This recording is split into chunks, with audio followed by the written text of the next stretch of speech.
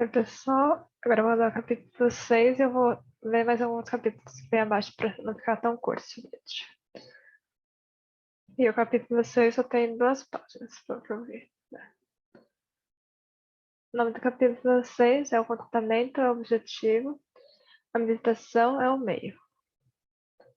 O contentamento é o objetivo da vida, e a meditação é o meio para atingi-lo. Sem a meditação, ninguém nunca saberia verdadeiramente o que é o contentamento. Não é prazer, prazer é fisiológico, químico, não possui profundidade e é muito momentâneo. Por exemplo, um orgasmo sexual é prazer. Durante alguns instantes você está no topo do mundo, mas apenas naquele curto período de tempo, logo em seguida vem uma profunda tristeza e a depressão se instala.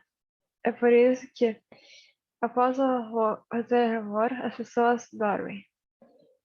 É uma forma de evitar a tristeza. Para garantir a reprodução das espécies, as empresas encontram maneiras espertas de fazer com que as coisas aconteçam. Se não fosse pelo prazer, a atividade sexual pareceria tola, seja como fazer ginástica ou yoga. Por conta do prazer, as pessoas estão dispostas a fazer várias coisas idiotas. Mas é apenas um fenômeno químico, hormonal ou psicológico. Não pode ser mais profundo que isso, pois a fisiologia não é profunda. Sofrimento não é o mesmo que alegria. O que chamamos de alegria é psicológico. Sempre que você encontra um momento de exaltação e entusiasmo, seu ego fica preenchido e você se alegre. Quando obtém a vitória pessoal, é eleito ou ganha uma competição e sente alegre, pois você derrotou os adversários, obteve fama, sucesso, dinheiro, glória. Mas logo se cansará de tudo isso. Apenas as pessoas bem-sucedidas veem quão exaustivo é o sucesso. Apenas as pessoas ricas sabem quão profundamente apontadas estão. Mas elas nem mesmo podem dizer isso, porque pareceria ainda mais tolo. As pessoas iriam rir. Elas desperdiçaram suas vidas acumulando riquezas e agora dizem que isso foi uma má ideia. Sempre que seu ego estiver preenchido, você se sentirá feliz. Mas contentamento é um outro fenômeno, completamente diferente. Não pode ser prazer, pois não é fisiológico. Não pode ser alegria, pois não há preenchimento de ego. Pelo contrário, é a dissolução do ego, é a dissolução de sua identidade. Meditação é isso, a junção, a dissolução em meio ao todo. Esquecendo completamente que você é algo separado, lembrando apenas de sua unidade como um todo. É por isso que Gurdjieff costumava chamar seu processo de meditação de autolembrança. Buda chamava sua meditação de lembrança correta. Somos um só com o todo. Ainda que vencemos, estamos separados dele. Somos inseparáveis. Não podemos nos separar simplesmente porque pensamos que estamos separados. Nos basta lembrar. Basta deixar para trás essa falsa noção de que somos separados. Nesses raros momentos em que você deixar de lado seu ego, sua personalidade, seu complexo, mente e corpo para tornar-se apenas um observador, uma testemunha, uma consciência, você descobrirá a meditação. Com isso, você sentirá um grande contentamento, vindo de todas as gerações, de todas as dimensões. Todo o seu vazio interior será imediatamente preenchido. Ele se tornará um lago de contentamento. Este é o objetivo. E o método e a forma de atingi-lo são a meditação. Não há alternativa. Portanto, precisa aprender a simular o espírito da meditação. Não importa quanto tempo irá levar.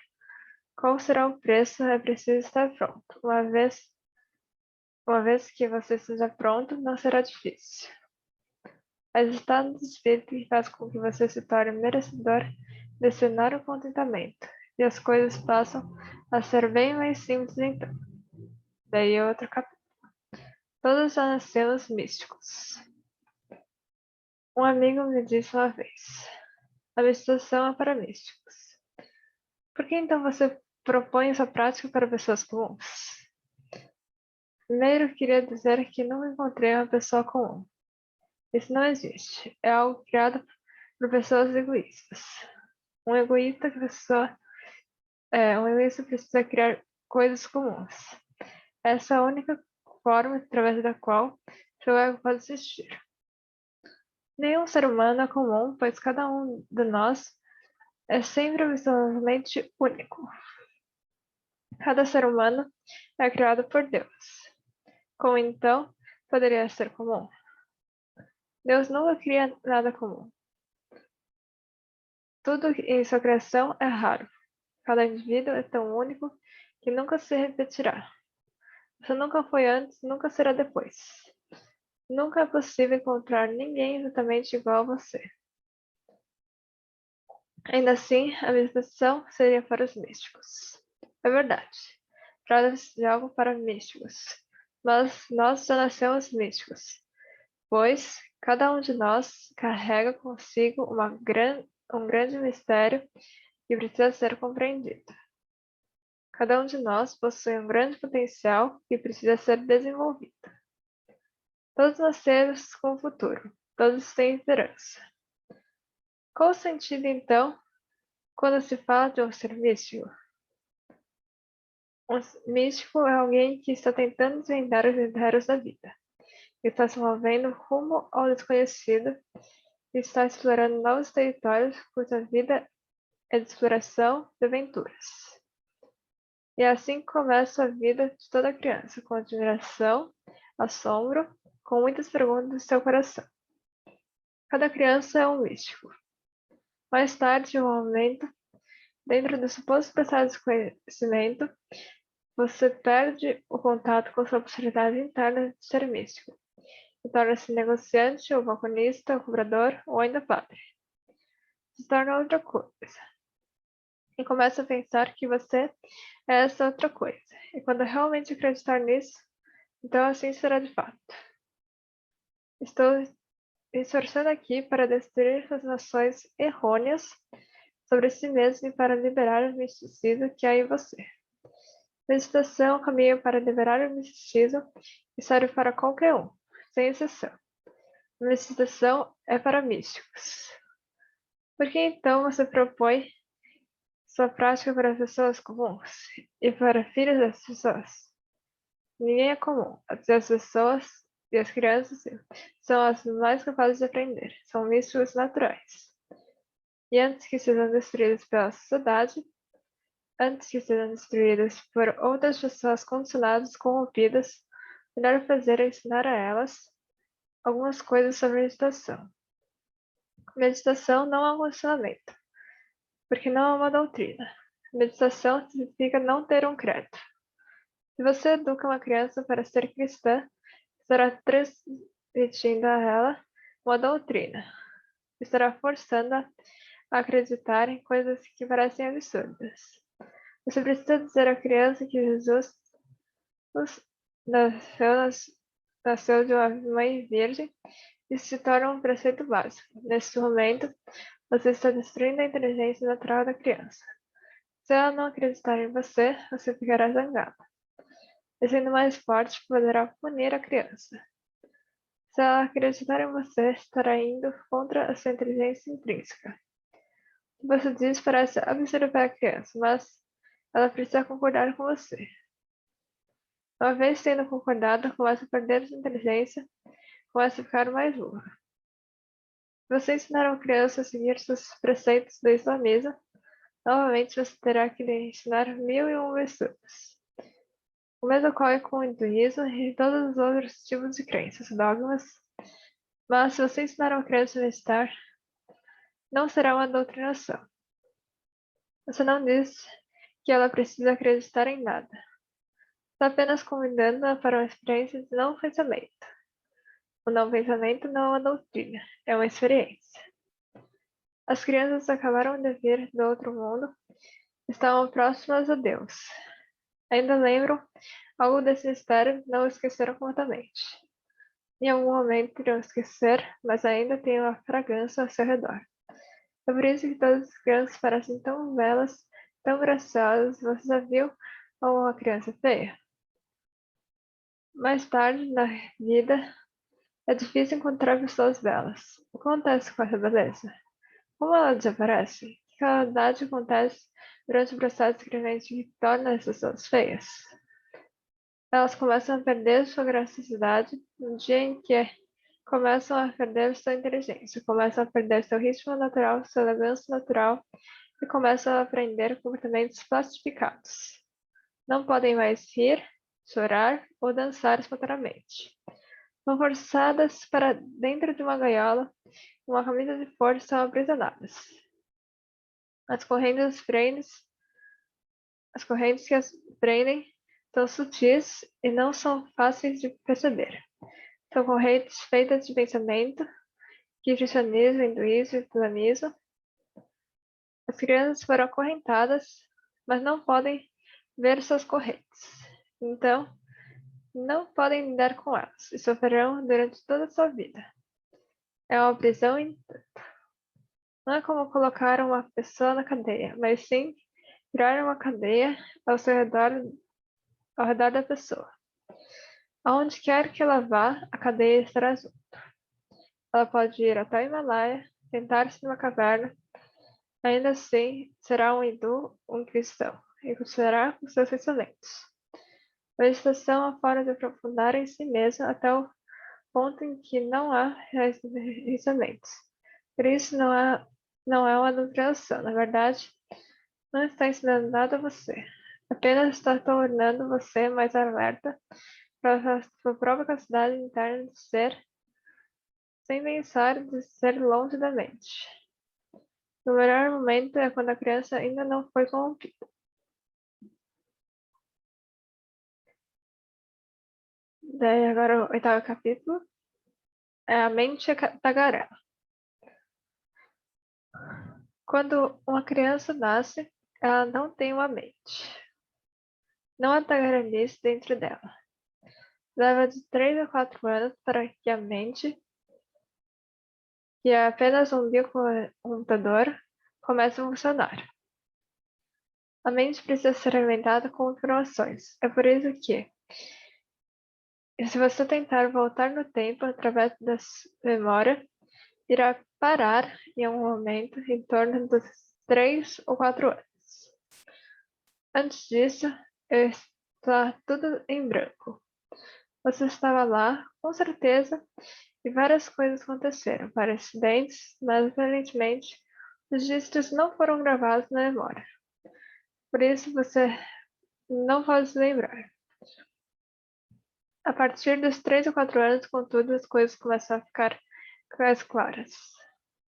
A mente obtém seus dados dos seus pais, da escola, de outras crianças, de vizinhos, de parentes, da cidade como um todo. Há fontes em toda parte ao seu redor. E você já deve ter visto crianças pequenas quando começam a falar, repetindo várias vezes a mesma palavra. Quanta facilidade! Quanta felicidade! Um novo mecanismo começou a funcionar dentro delas.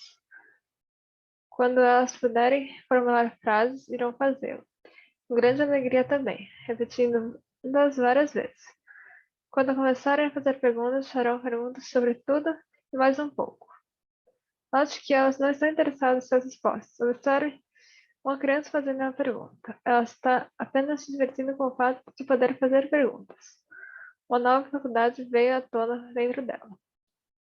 É assim que a coleção começa. Depois a criança aprenderá a ler. E haverá mais palavras. E em nossa sociedade, o silêncio não traz recompensas. As palavras pagam por isso. Quanto mais articulado você for, mais você irá ganhar. Quem são os líderes? Quem são os políticos? Quem são os seus professores? Quem são seus padres, teólogos, filósofos? Condensados em uma única coisa, são pessoas muito articuladas. Sabem como usar palavras de forma significativa, pungente, consistente, de forma que possam impressionar as pessoas. Poucas vezes se fala a respeito do fato de na sociedade determinadas pessoas verbalmente articuladas. Algumas delas talvez não saibam nada, podem não ser sábias, podem não ser nem mesmo inteligentes, mas certamente sabem brincar com as palavras. É um jogo e elas aprenderam a jogar. O pagamento é feito de várias formas, com respeito, dinheiro ou poder. Todos tendem a seguir o mesmo caminho, e a mente fica cheia de palavras e pensamentos. Você pode ligar ou desligar seu computador, mas não pode desligar sua mente. Não há botão para isso. Não há qualquer referência de que Deus, ao criar o mundo, ao criar o homem, tenha feito um botão para a mente de forma que fosse possível desligá-la. Sem botão, portanto, ela permanece ativa do nascimento até a morte. Algumas pessoas que compreendem o funcionamento dos computadores da mente humana defendem uma tese muito estranha. Elas especulam que se pudéssemos remover o cérebro dentro da caixa craniana e mantê-lo vivo mecanicamente, ele continuaria tagarelando da mesma forma. O cérebro não se importaria com o fato de não estar mais conectado à pessoa que sofria com ele. Mesmo conectado a uma máquina, ainda sonharia, imaginaria, sentiria medo, teria projetos, teria esperanças, tentaria ser isso ou aquilo. E não teria a menor situação de que já não poderia fazer nada, pois a pessoa a qual ele estava ligado não estava mais lá. Na unidade científica, há quem considere um grande desperdício que a mente de um homem como Albert Einstein morra com ele. Se fosse possível implantar esse cérebro em outra pessoa, ela continuaria pensando a respeito da teoria da relatividade. E quem recebesse esse novo cérebro acordaria com novos pensamentos e a nova tagarelice sem respeitar o que aconteceu. Essa tagarelice da nossa educação basicamente está errada, porque ensina a você apenas metade do processo como usar a mente. Não lhe ensina uma forma de pará-la a fim de que você possa se relaxar, pois, mesmo quando você está dormindo, ela continua ativa. A mente não dorme. Trabalha durante 70, 80 anos, continuamente. O que estou tentando deixar claro é que se pudermos nos educar, então há uma saída. Chama-se meditação. É possível colocar um botão na mente e desligá-la quando não é necessário. Isso ajuda de duas formas. Irá trazer uma paz e um silêncio que você nunca conheceu antes. Irá lhe dar um conhecimento sobre si mesmo que, devido à tagarelice da mente, nunca foi possível atingir. Ela sempre o manteve ocupado, além disso, trará repouso propriamente. Se puder dar descanso à mente, ela poderá fazer as coisas de forma mais eficiente, mais inteligente. Você sai ganhando dos dois lados, tanto do lado da mente quanto do lado do ser. Basta aprender a fazer a mente parar, a dizer para ela que basta. É hora de ela dormir enquanto você permanece acordado. Use a mente apenas quando necessário, e ela estará sempre fresca, jovem, cheia de energia. O que você disser será algo mais do que palavras vazias, será cheio de vida, de autoridade, de verdade, sinceridade e terá grande sentido. Talvez você use exatamente as mesmas palavras, mas a mente terá adquirido tanto poder ao descansar que cada palavra se tornará fogo e terá poder. Aquilo que conhecemos como carisma é simplesmente uma mente que sabe relaxar e coletar energia. Por isso, quando ela fala, é poesia pura. É divino. Quando fala, não é necessário fornecer evidências ou demonstrar lógica, apenas a própria energia é suficiente para influenciar as pessoas. Talvez pela primeira vez eu esteja dizendo a você o que é carisma, porque sei, por experiência própria, uma mente que trabalha dia e noite acaba se tornando fraca e sem brilho. Na melhor das hipóteses, consegue ser utilitária. Você vai comprar vegetais, isso é útil. Mas não há poder exatamente cansado para nada além disso. Ainda assim, milhões de pessoas que poderiam ser carismáticas continuam pobres, banais, sem qualquer autoridade ou poder.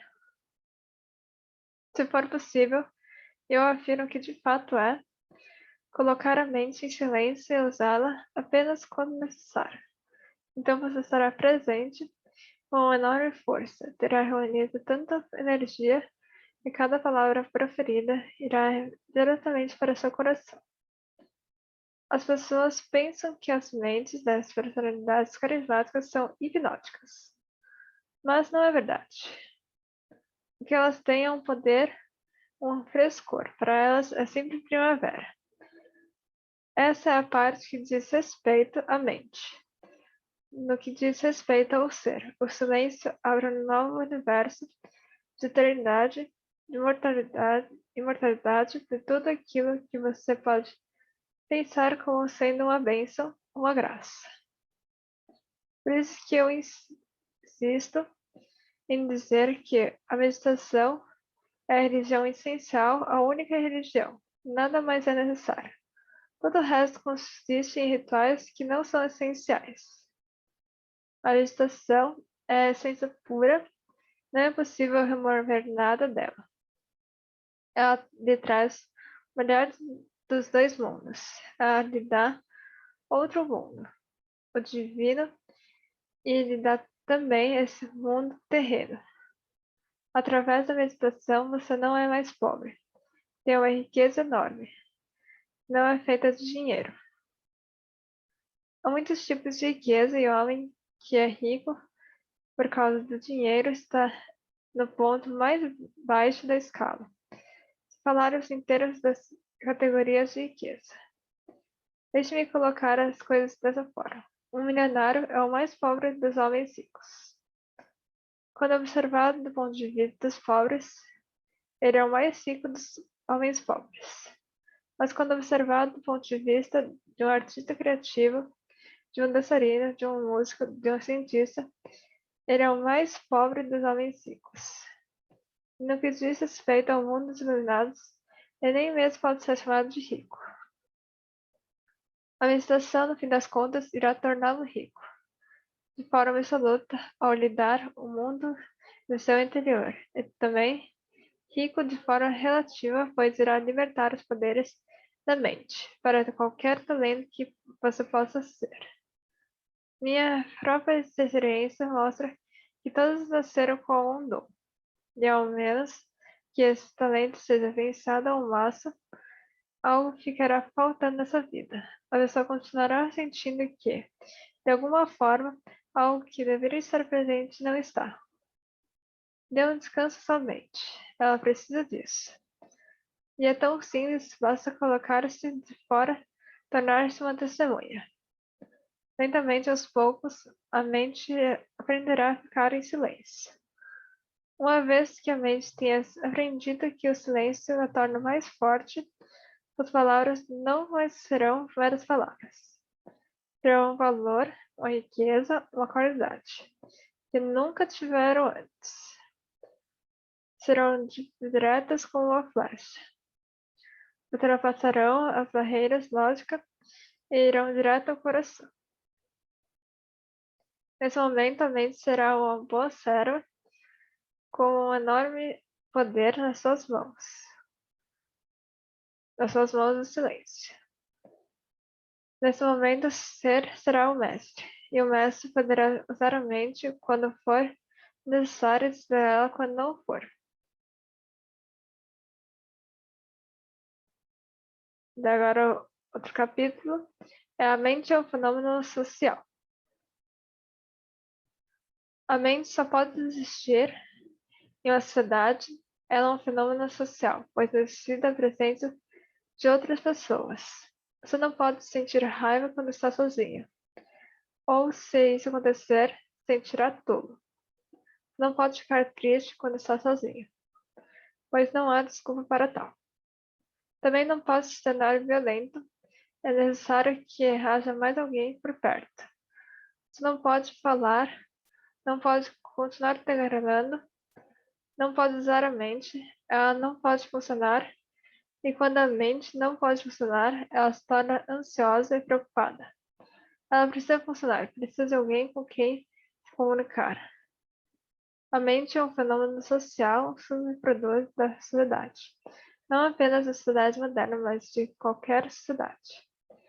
Mesmo nos tempos ancestrais, quando alguém ia caçar sozinho na floresta, essa pessoa ficava ansiosa, ficava deprimida no começo.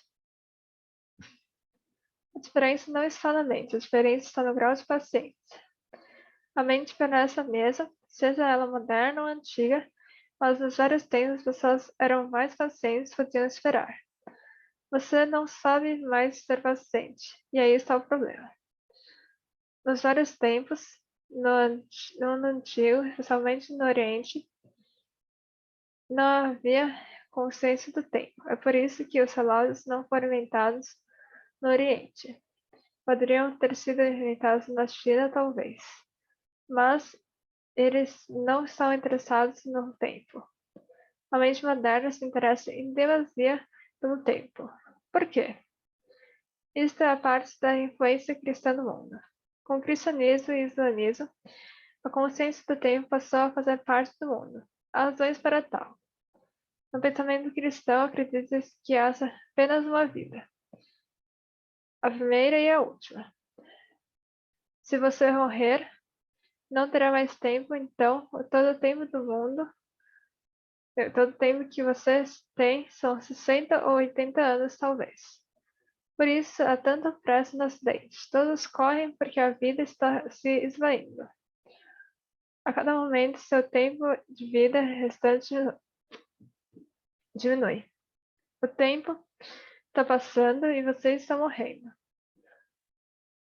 Tantos desejos para realizar, tão pouco tempo para realizá-los. Isso obviamente gera ansiedade. No Oriente, por outro lado, sempre se acreditou que a vida seja eterna. Assim sendo, o tempo não importa. Não há pressa, pois você passará por aqui muitas vezes. Mas esteve aqui milhões de vezes, e você voltará milhões de outras vezes. Essa não é a primeira, nem a última vez, nem a última vida, apenas mais uma dentro de uma cadeia, e você está sempre no meio, pois não há início nem fim. Por que então ter pressa? Há tempo suficiente para tudo. Em uma das escrituras tibetanas está escrito que, mesmo se você tiver que correr, deve fazê-lo devagar. Se você correr, jamais atingirá algum lugar. Perceba o aparente paradoxo. Sente se você atingirá seu objetivo, mas se correr, não chegará a lugar nenhum. Nessa cadeia eterna de milhões de vidas, ela sempre tem o suficiente, a paciência se torna possível. Mas no acidente com uma vida, a cada momento um pouco dessa vida vai se transformando em morte. Há uma perda constante, nada é realizado. Nenhum desejo satisfeito, tudo está incompleto. Como se pode se tornar paciente? Como esperar? Tornou-se impossível esperar, com essa ideia de uma única vida, junto com outra ideia, a do tempo linear. O pensamento cristão criou uma forte ansiedade dentro da mente, e agora esse pensamento tornou-se uma influência global. O pensamento cristão diz que o tempo não se move em círculos, mas sim em uma linha reta. Nada se repetirá, então, tudo isso é único. Todo e qualquer evento irá ocorrer uma única vez em toda a eternidade. Não se repetirá jamais. Não é um círculo, não é como uma roda em um movimento na qual o aro irá girar várias vezes. No Oriente, o tempo é um conceito circular, com as estações movendo no círculo. Se o verão chegou, então chegará sempre. Sempre foi assim. e assim será para sempre. Esse conceito oriental está mais próximo da verdade. A Terra se move em círculo, o Sol se move em círculo, as estrelas se movem em círculo e a vida também. Todo movimento circular. E o tempo não pode ser uma exceção. Se o tempo se mover, irá fazê-lo de forma circular. O conceito linear de tempo é absolutamente errado. É por isso que no Oriente nunca nos interessamos muito por história. Estivemos interessados pelos mitos, mas não pela história. Foi o Ocidente que introduziu a história no mundo. É por isso que Jesus tornou-se o centro da história, o início do calendário. Medimos o tempo com a ideia de antes de Cristo e depois de Cristo. Cristo tornou-se o centro de toda a história, a primeira pessoa histórica. Buda não é histórico nem Krishna. Não é possível ter certeza do nascimento de Krishna, se ele existiu de fato ou não, se foi apenas uma história ou se houve fatos históricos. Ninguém nunca se preocupou com isso no Oriente. Dizem simplesmente que todas as coisas são história, que já foram contadas muitas vezes e serão contadas de novo. Não é preciso, então, preocupar-se com os fatos, pois os fatos são repetitivos. É melhor preocupar-se com o tema. Caso contrário, coisas importantes podem passar despercebidas. Disse que, antes do nascimento de Rama, um dos avatares da Índia, Valmiki, escreveu sua história, antes mesmo que ele nascesse. Isso é impossível. Como alguém pode escrever sobre alguém que ainda não nasceu? Mas Valmiki escreveu primeiro, então Rama teve que seguir sua história, fosse como fosse. Como isso aconteceu? Parece um mistério, mas não é. Se olharmos o tema do ponto de vista oriental. Valmiki diz: conheço Rama porque ele nasceu antes de muitas eras. Vou criar a história, pois já conheço o tema, aquilo que é essencial irei colocar, o que não for essencial na história. E Rama deve ter pensado: por que contradizer Valmiki? Por que ir contra o que esse velho homem diz? Vou seguir o que está escrito. E assim o fez. O Oriente vive imerso em mitos. Um mito significa um tema repetitivo, o essencial está sempre presente. No Ocidente, os mitos não têm sentido. Se você puder provar que uma coisa é mitológica, ela perde seu sentido. É preciso provar sempre que foram fatos históricos que aconteceram dentro do tempo, necessário ser absolutamente preciso. Como eu disse antes, esse conceito linear de uma vida única cria ansiedade. Por isso, quando você fica em silêncio, sozinho, fica preocupado. Uma coisa é certa para você: o tempo está sendo desperdiçado. Você não está fazendo nada. Está apenas sentado. Por que você está desperdiçando sua vida? E esse tempo não pode ser recuperado, porque no Ocidente se ensina que tempo é dinheiro. Isso é absolutamente errado, porque a riqueza é criada pela escassez e o tempo não é escasso. Toda economia depende da escassez. Se uma coisa é escassa, ela se torna valiosa. Mas o tempo não é escasso, está sempre presente. Não é possível esgotá-lo. Então, o tempo não pode ser econômico e, portanto, não pode representar riqueza.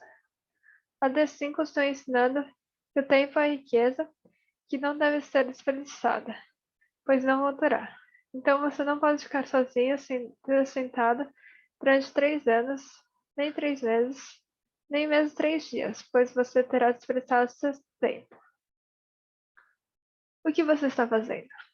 Surge um segundo problema. Porque o Ocidente ser não é muito valioso, mas fazer é valioso. Pergunta sempre se o que você tem feito? pois o tempo serve para fazer algo. Dizem no Ocidente que uma mente vazia é a morada do demônio. Você sabe disso e sua mente sabe disso. Então, ao sentar-se sozinho, você fica meio enojado. Está perdendo tempo, não está fazendo nada. Você fica se perguntando: o que você está fazendo aqui? Está apenas sentado? Desperdiçando seu tempo? Como se ser e apenas ser fosse um desperdício. Você precisa fazer algo para provar que usou seu tempo. A diferença na forma de pensar está aí. Na antiguidade, sobretudo no Oriente, ser era o bastante. Não havia necessidade de provar mais nada. Ninguém iria perguntar: o que você tem feito? Seu ser já era suficiente e era aceito como tal. Caso você fosse uma pessoa silenciosa, cheia de paz e contentamento, estava tudo bem. Por isso, no Oriente, jamais foi pedido aos samneyas que trabalhassem. E sempre pensamos que os sannyasins, aqueles que deixaram de lado todo o trabalho, eram melhores do que aqueles que estavam ocupados trabalhando.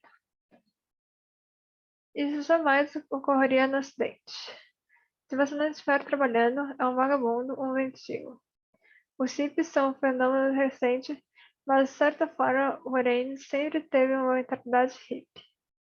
Criam os melhores hippies do mundo, Buda e Mahavira, sem qualquer preocupação, sentados meditando, aproveitando sem ser, apenas extraindo contentamento do jeito de ser, sem fazer nada. Mas nós, os rejeitados, eram os seres supremos, mais elevados. Buda era um pedinte, mas até os reis ajoelharam-se a ele, seus pés.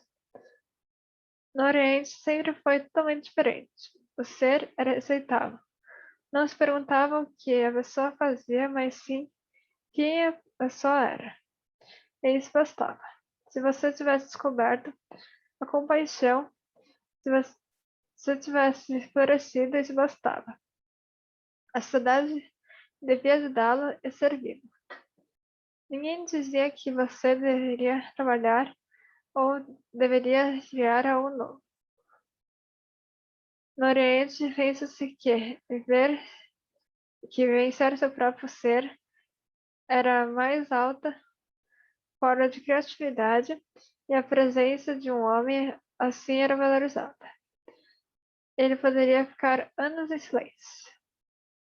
Malvira passou 12 anos em silêncio. Não falava, não ia às redondezas, não via ninguém. E quando começou a falar, alguém perguntou a ele: por que você nunca falou antes? Ele respondeu: a fala se torna valiosa apenas quando você atinge o silêncio. Do contrário, é fútil. Não apenas fútil, mas também perigosa, pois você está jogando lixo na cabeça dos outros. Foi esse esforço que fiz, o de falar apenas quando toda fala houvesse cessado dentro de mim. Quando essa fala interior desaparecesse, eu poderia falar. Nesse momento não seria uma doença. Todos podiam esperar, pois acreditavam em reencarnação. A história dos discípulos que iam procurar um mestre e esperavam durante 30 anos sem perguntar nada. Apenas esperavam até o mestre dissesse: por que você veio? 30 anos é muito tempo, uma vida inteira desperdiçada, mas esperar durante 30 anos trará uma realização. Aos ocidentais que vêm me procurar dizem: estamos de partida esta tarde, então nos conte o segredo, nos diga como podemos nos tornar silenciosos. Desculpe, mas não podemos ficar. Precisamos partir. Estão pensando de acordo com as categorias que aprenderam. Café instantâneo, por isso acreditam que deve haver uma meditação instantânea. Há um segredo que eu lhes posso contar e que resolva a questão. Não há segredo nenhum. É um longo esforço que requer muita paciência, e quanto mais pressa você tiver, mais tempo levará. Lembre-se disso. Se você não tiver com pressa, pode acontecer agora. Quando você não está com pressa, somente possui dentro de si a qualidade adequada. O silêncio está lá. Siga devagar, com paciência. Não tenha pressa, pois o objetivo não está em algum outro lugar, mas sim dentro de você. Quando você não estiver com pressa, quando não estiver indo para lugar algum, irá sentir. No entanto, se estiver correndo, não poderá sentir nada, pois estará preocupado e tenso.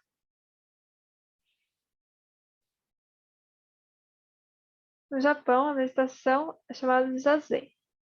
Zazen significa apenas sentar-se sem fazer nada. Os monges zen têm que sentar durante 6 horas por dia, às vezes mais.